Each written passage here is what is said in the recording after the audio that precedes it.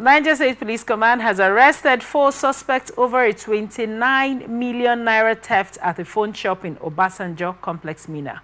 Police identified the prime suspect as 23-year-old sales girl Sarah Ogbonna, who allegedly stole phones, cash, and other valuables from her employer. She reportedly connived with her sister, a friend, and a male accomplice. Police spokesperson SP Wasiu Abiodun said Sarah admitted to diverting funds to her sister Mercy Ogbonna, 30, who used the money for rent and family upkeep. She also rented and furnished an apartment for her boyfriend, now at large, and made weekly contributions of 150,000 naira to an unidentified online group. Her accomplices were named as Ruth Omo Emmanuel, 23, and Narudin Musa, 32. Ruth allegedly participated in some of the thefts, while Narudin reportedly received stolen phones and sold them cheaply. Items recovered from Sarah include 2 power generators, a smart TV, freezer, wigs worth 2 million naira, gas cylinder, shoes, bags, clothes, and house furniture. SP Abiodun confirmed the investigations are ongoing and all suspects will face prosecution.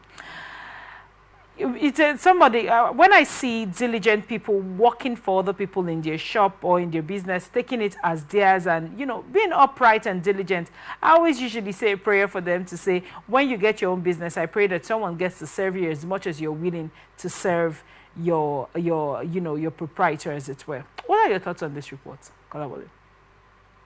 I mean, it's a scary story, in the sense Absolutely.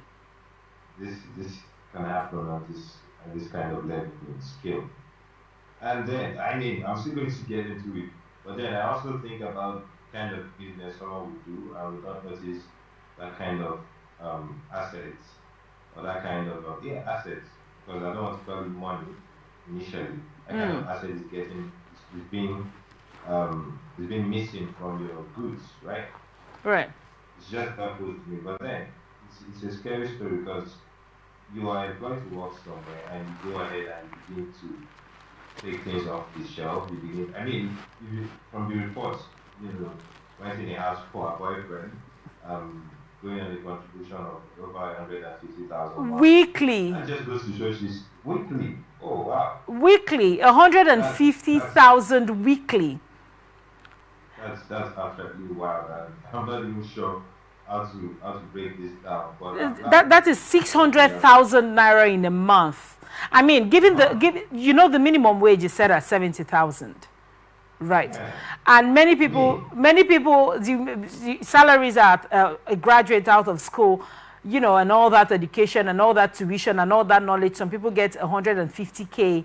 200,000. In fact, when you get paid 250,000, it seems like you're doing a lot of work in that organization. So, and this is a sales girl in someone's shop, having a contribution, valued at 150,000, putting on wigs for 2 weeks worth 2 million. I mean, holistically, like you said, how is it possible that there's an oversight in this person's business that so much was collected in all this time?